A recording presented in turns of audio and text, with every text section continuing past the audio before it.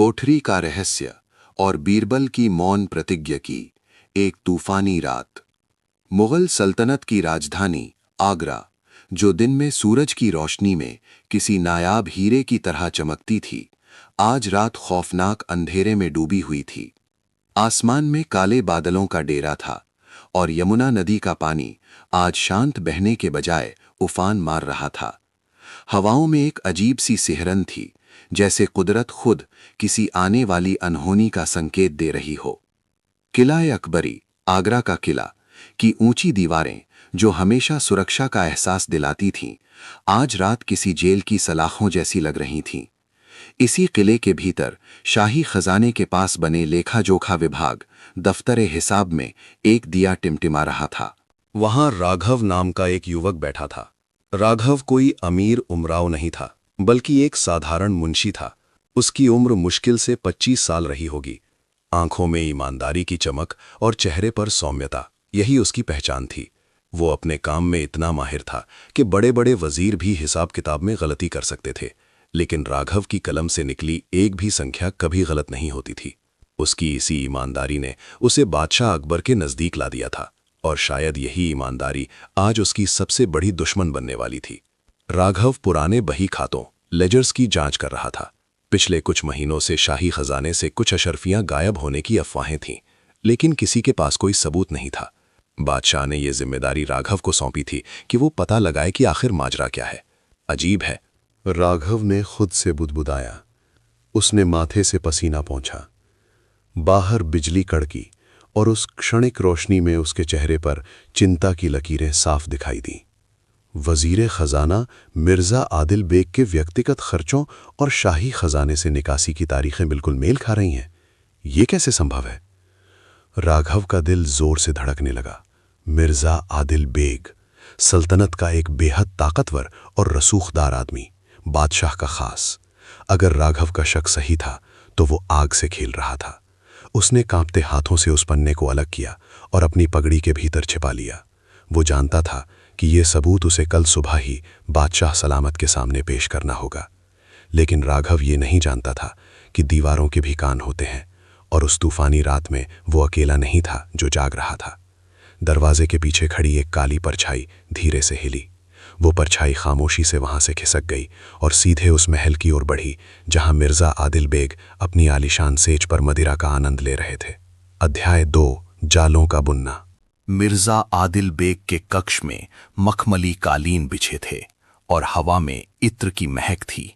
जब उस जासूस ने आकर राघव की खोज के बारे में बताया तो मिर्जा के चेहरे का रंग उड़ गया, लेकिन अगले ही पल उनके होठों पर एक क्रूर मुस्कान तैर गई। तो वो मुंशी शेर के मुंह में हाथ डालने की जरूरत कर रहा है।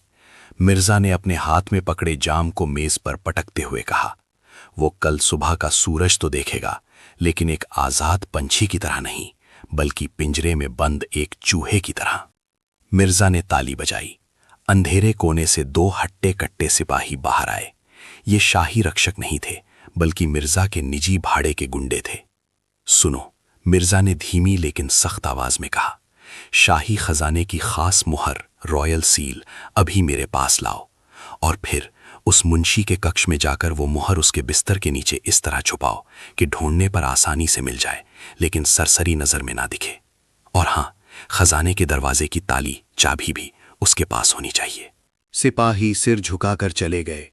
मिर्जा ने खिड़की से बाहर देखा, जहां बारिश अब मूसलाधार हो चुकी थी। मासूमियत का कत्ल करने के लिए इससे बेहतर रात और क्या होगी, उसने सोचा। अध्याय 3, गिरफ्तारी का तमाशा।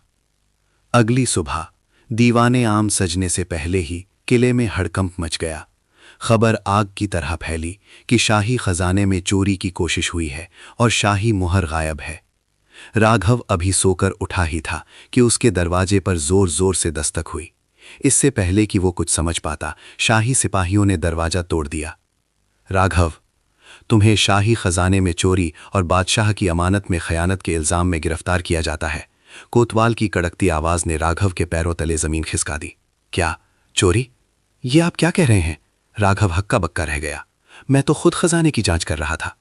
अपनी सफाई बादशाह के सामने देना, कोतवाल ने इशारा किया। सिपाहियों ने राघव के कमरे की तलाशी लेनी शुरू की और वही हुआ जो तय था। बिस्तर के नीचे से शाही मोहर और खजाने की एक नकली चाबी बरामद हुई। राघव की आंखों के सामने अंधेरा छा गया। ये कैसे हो सकता है? वो चीखता रहा कि ये साजिश है, लेकिन सबूत उसके खिलाफ चीख चीख कर गवाही दे रहे थे। उसे जंजीरों में जकड़ लिया गया और घसीटते हुए दरबार की ओर ले जाया गया। अध्याय 4। दरबार में सन्नाटा। बादशाह अकबर का दरबार आज खचाखच भरा था, लेकिन वहां एक अजीब सी खामोशी थी। बादशाह का चेहरा गुस्से से तमतमाया हुआ था। उनके विश्वास को चोट पहुंची थी। जिस युवक को उन्होंने इतनी बड़ी जिम्मेदारी दी थी, वही चोर निकला। राघव को दरबार के बीचों बीच घुटनों के बल बैठाया गया। जहां पनाह, राघव रोया, मैं निर्दोष हूं, मैंने कोई चोरी नहीं की, मुझे फंसाया जा रहा है, असल चोर तो। उसने मिर्जा की तरफ देखने की कोशिश की, लेकिन तभी मिर्जा आदिल बेग अपनी जगह से खड़े हो गए। गुस्ताखी माफ जहां पनाह, मिर्जा ने अपनी आवाज में बनावटी दुख भरते हुए कहा, ये नमक हराम ना केवल चोर है, बल्कि अब दूसरों पर कीचड़ उछालकर अपने गुनाहों को छुपाना चाहता है। सबूत सबके सामने है, शाही मोहर इसके बिस्तर के नीचे मिली। क्या हमें और किसी गवाही की जरूरत है? दरबार में कानाफूसी शुरू हो गई। मुल्ला दो प्याजा और अन्य दरबारी जो राघव की तरक्की से जलते थे, वे भी मिर्जा के सुर में सुर मिलाने लगे। अकबर ने अपनी नजरें घुमाईं। उनकी नजर अपने सबसे प्रिय रत्न बीरबल पर जाकर रुकी। बीरबल हमेशा की तरह शांत थे, लेकिन उनकी आंखों में एक तीक्ष्णता थी। वे राघव को नहीं, बल्कि मिर्जा आदिल बेग के हाथों को देख रहे थे, जो थोड़े कांप रहे थे। बीरबल, तुम खामोश हो? अकबर ने पूछा। क्या तुम्हें भी लगता है कि राघव मुजरिम है? बीरबल आगे आए और झुककर सलाम किया। जहां पनाह, आंखों देखा सच होता है, लेकिन कभी कभी जो दिखता है वो छलावा भी हो सकता है। फिलहाल सबूत राघव के खिलाफ हैं, लेकिन मेरा दिल कहता है कि इस कहानी में कुछ पन्ने फटे हुए हैं। मिर्जा आदिल बेग ने बीरबल को घूर कर देखा। बीरबल, तुम हमेशा हर चीज में पहेली क्यों ढूंढते हो? क्या शाही मोहर का इसके पास मिलना काफी नहीं है? अकबर ने हाथ उठाया। फिलहाल सबूतों को नकारा नहीं जा सकता। राघव, जब तक सच पूरी तरह सामने नहीं आता या तुम अपनी बेगुनाही साबित नहीं कर देते, तुम्हें अंधेरी कोठरी, द डार्क डंजन में कैद किया जाएगा। और याद रहे, उस कोठरी से आज तक कोई अपनी अकल से बाहर नहीं आया, सिवाय उसके जिसे खुदा या बादशाह माफ करे। अंधेरी कोठरी का नाम सुनते ही पूरे दरबार में सिहरन दौड़ गई। ये किले के सबसे निचले हिस्से में बनी एक ऐसी काल कोठरी थी जहां सूरज की एक किरण भी नहीं पहुंचती थी। वहां सिर्फ सन्नाटा, सीलन और चूहे थे। वहां इंसान अपनी ही परछाई देखने को तरस जाता था। राघव को घसीट कर ले जाया गया। जाते जाते उसने बीरबल की ओर एक उम्मीद भरी नजर से देखा। बीरबल ने उसे देखा नहीं, लेकिन अपनी अंगूठी को घुमाते हुए, जो उनकी गहरी सोच का संकेत था, मन ही मन एक प्रतिज्ञा ली। अध्याय 5। अंधेरी कोठरी का नरका। राघव को जिस कोठरी में फेंका गया, वो किसी कब्र से कम नहीं थी। भारी लोहे का दरवाजा बंद होते ही वहां ऐसा अंधेरा छा गया जैसे किसी ने उसकी आंखों की रोशनी छीन ली हो।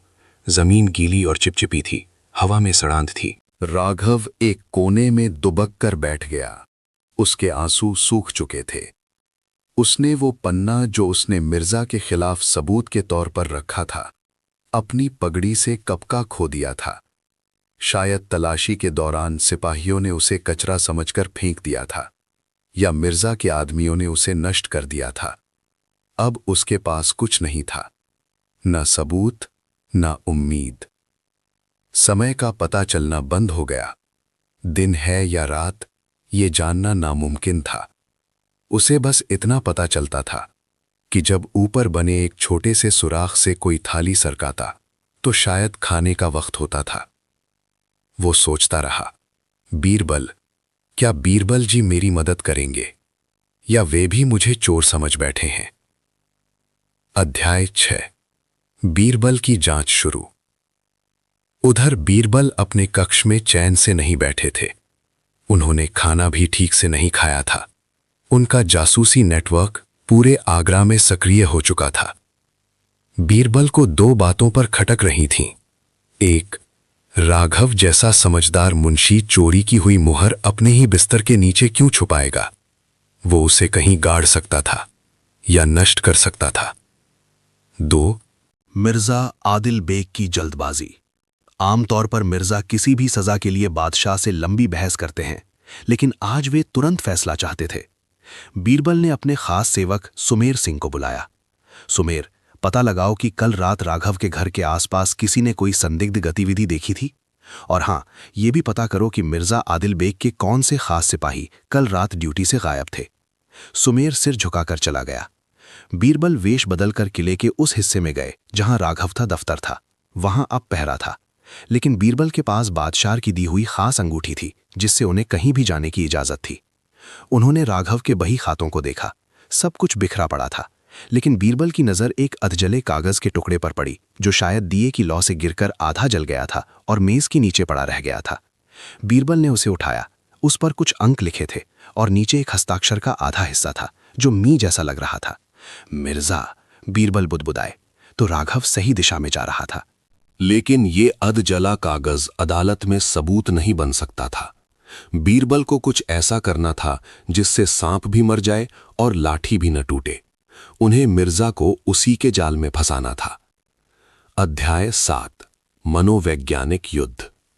अगले दिन दरबार में बीरबल ने एक अजीब प्रस्ताव रखा।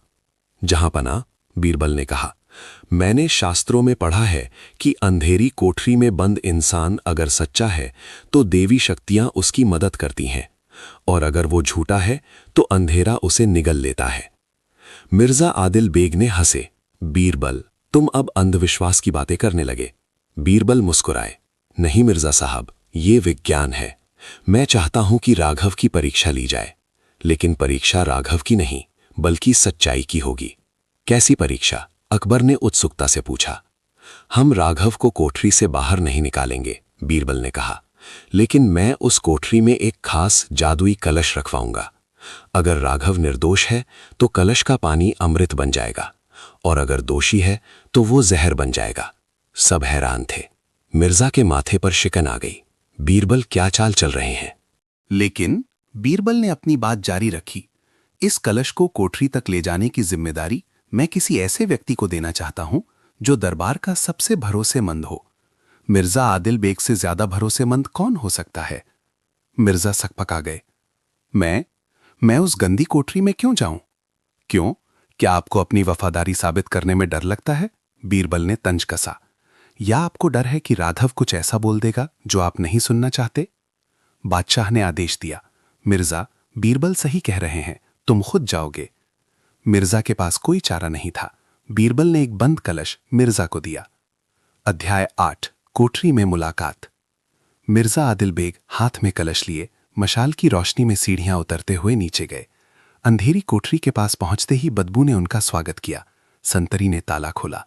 मिर्जा अंदर दाखिल हुए। मशाल की रोशनी में उन्होंने राघव को कोने में सिकुड़ा हुआ पाया। राघव ने रोशनी देखी तो अपनी आंखों पर हाथ रख लिया। देख लो अपनी हालत मुंशी, मिर्जा ने घृणा से कहा। शाही हिसाब में गड़बड़ी ढूंढने चले थे, अब यहां सड़ोगे। राघव ने मिर्जा की आवाज पहचानी। उसमें एक नया जोश आ गया। मिर्जा साहब, आप जीत सकते हैं, लेकिन सच को नहीं दबा सकते। मुझे पता है कि खजाने से चोरी आपने की है। मिर्जा हंसे। सबूत कहां है? तुम्हारे पास कुछ नहीं है। यह कलश बीरबल ने भिजवाया है। कहते हैं इसमें जादू है। बीरबल भी पागल हो गया है। लो, इसे रखो और अपनी मौत का इंतजार करो। मिर्जा ने कलश रखा और मुड़ने लगे। तभी राघव ने कहा, बीरबल पागल नहीं है। अगर उन्होंने ये भेजा है तो इसमें जरूर आपकी बर्बादी का रास्ता होगा। मिर्जा ठिठक गए। उन्हें बीरबल की चतुराई का डर था। उन्होंने कलश को ध्यान से देखा। वो सामान्य लग रहा था। वे बाहर निकल आए और दरवाजा बंद करवा दिया। लेकिन मिर्जा ये नहीं जानते थे कि बीरबल ने उस कलश के पेंदे में एक बहुत ही महीन छेद किया था और उसमें एक खास तरह का इत्र भरा था जिसकी महक बहुत तेज थी। लेकिन वो आम इत्र नहीं था। वो एक ऐसा रसायन था जो अंधेरे में चमकता था। जैसे ही मिर्जा उस कलश को लेकर कोठरी तक गए, उस रसायन की बूंदें उनके कपड़ों और जूतों पर गिरती रहीं। अंधेरे रास्ते में वो दिखाई नहीं दिया, लेकिन अध्याय 9, चमकते हुए कदम। मिर्जा वापस दरबार में आए। उन्होंने कहा, जहांपना, काम हो गया। बीरबल ने कहा, उत्तम, अब हम दरबार की सारी रोशनी बुझा देंगे, सिर्फ एक मोमबत्ती जलेगी। ये क्या तमाशा है? बादशाह ने पूछा। सब्र रखें जहांपना, सच अभी सामने आ जाएगा, बीरबल ने कहा। आदेश का पालन हुआ। सारे मशाल बुझा दिए गए। दरबार में गहरा अंधेरा छा गया और तभी चमत्कार हुआ। फर्श पर चमकते हुए निशान दिखाई देने लगे। वे निशान दरबार के प्रवेश द्वार से शुरू होकर मिर्जा के स्थान तक और फिर वहां से बाहर जाने वाले रास्ते तक चमक रहे थे। लेकिन सबसे चौंकाने वाली बात यह थी, मिर्जा आदिल बेग की जूतों, मोजड़ी और उनके पायजामे के निचले हिस्से पर वही नीली चमकती हुई रोशनी थी। ये क्या है? बादशाह हैरान रह गए। बीरबल ने एक मशाल जलाई। जहांपना, ये सत्य की धूल है। मैंने उस कलश पर यह खास लेप लगाया था, लेकिन ये सिर्फ उसे नहीं लगी जो उसे ले गया, बल्कि ये रास्ता दिखा रही है कि अपराधी कहां कहां गया था। बीरबल ने बात घुमा दी, क्योंकि कलश तो मिर्जा ही ले गए थे तो उन पर तो लगना ही था। लेकिन बीरबल ने असली चाल अब चली। जहांपना, ये चमकता हुआ पदार्थ मैंने कल रात ही तैयार किया था, लेकिन गौर से देखिए, मिर्जा साहब के जूतों के अलावा एक और जगह से ये चमक आ रही है। सबने देखा, मिर्जा की जेब से हल्की रोशनी आ रही थी। बीरबल तेजी से आगे बढ़े और मिर्जा की जेब से एक रुमाल निकाला। वो रुमाल उस रसायन से सना हुआ था। मिर्जा साहब, बीरबल ने कड़क कर कहा, कलश तो आपने अभी छुआ, लेकिन ये रुमाल आपकी जेब में कल रात से है। और मजे की बात यह है कि ये रसायन मैंने कलश के अलावा सिर्फ एक और चीज पर लगाया था, उस शाही मोहर पर जो राघव के कमरे से मिली थी। पूरा दरबार सन रह गया। यहां बीरबल ने झूठ बोला था या सच, ये एक पहेली थी। असल में बीरबल ने जब मोहर को सबूत के तौर पर देखा था, तभी उस पर यह लेप लगा दिया था, ये जानते हुए कि असली चोर उसे दोबारा छूने की कोशिश जरूर करेगा, या उसे जिस कपड़े में लपेटा गया था वो चोर का होगा। अगर मोहर राघव के पास थी तो राघव के हाथों में ये चमक होनी चाहिए थी, लेकिन जब उसे गिरफ्तार किया गया उसके हाथ साफ थे। ये चमक आपके रुमाल पर कैसे आई? इसका मतलब वो मोहर उस कमरे में रखने से पहले आपके या आपके किसी आदमी के पास थी और आपने उसे इस रुमाल से छुआ था। मिर्जा का चेहरा पसीने से तरबतर हो गया। वो जाल में फंस चुके थे। अध्याय 10। कहानी में नया मोड़। बादशाह का गुस्सा 7वें आसमान पर था। मिर्जा, क्या बीरबल सच कह रहे हैं? मिर्जा घुटनों पर गिर पड़े। जहांपनाह, मुझे माफ कर दें, ये एक गलती थी। लेकिन कहानी यहां खत्म नहीं होती। बीरबल जानते थे कि मिर्जा सिर्फ एक प्यादा है। इतना बड़ा गबन अकेले मिर्जा नहीं कर सकते, और राघव अभी भी अंधेरी कोठरी में था। अचानक किले के बाहर से एक जोरदार धमाका हुआ। दरबार की दीवारें हिल गईं। एक सिपाही बदहवास होकर अंदर भागा आया। गदर, जहांपना, गजब हो गया। कुछ विद्रोहियों ने किले के पश्चिमी द्वार पर हमला कर दिया है। वे खजाने को लूटना चाहते हैं। बीरबल की आंखों में चमक आ गई। तो ये थी असली योजना। मिर्जा ने हमें राघव के मामले में उलझाए रखा ताकि किले का ध्यान बट जाए और असली लुटेरे अपना काम कर सकें। अकबर ने तलवार खींच ली। सभी सिपाही पश्चिमी द्वार की ओर, मिर्जा को कैद करो। लेकिन इस आपाधापी में मिर्जा ने मौका देखकर पास खड़े एक सिपाही की तलवार खींच ली और बीरबल की गर्दन पर रख दी। पीछे हटो, मिर्जा चिल्लाया। अगर किसी ने आगे बढ़ने की कोशिश की तो बीरबल का सर धड़ से अलग होगा। मुझे बाहर जाने का रास्ता दो। अब स्थिति बेहद नाजुक थी। बाहर दुश्मन हमला कर रहे थे और अंदर बीरबल की जान खतरे में थी। और इन सब के बीच राघव अभी भी उस ठंडी अंधेरी कोठरी में बंद था, अनजान कि बाहर क्या तूफान मचा है। कोठरी के अंदर राघव को धमाकों की आवाज सुनाई दी। जमीन हिली। कोठरी की पुरानी छत से धूल और पत्थर गिरने लगे। एक बड़ा पत्थर दरवाजे के पास गिरा और लोहे के दरवाजे का ताला, जो पहले से जंग खाया हुआ था, उस चोट से थोड़ा टेढ़ा हो गया। राघव ने देखा कि दरवाजे और दीवार के बीच 1 इंच की दरार आ गई है। बाहर का शोर अब साफ सुनाई दे रहा था। ये मेरा मौका है, राघव ने सोचा। उसने अपनी पूरी ताकत लगाकर उस दरवाजे को धक्का देना शुरू किया। उधर दरबार में अकबर बेबस थे। वे अपने नवरत्न को खोना नहीं चाहते थे। बीरबल, जिनकी गर्दन पर तलवार थी, बिल्कुल शांत थे। उन्होंने मिर्जा की आंखों में देखा और मुस्कुराए। मिर्जा, तुमने एक गलती कर दी। क्या? मिर्जा ने घबराकर पूछा। तुमने तलवार तो पकड़ ली, लेकिन ये नहीं देखा कि तुम्हारे पीछे कौन खड़ा है। मिर्जा ने जैसे ही पीछे मुड़ने की कोशिश की। यहां कहानी का पहला भाग एक रोमांचक मोड़ पर रुकता है।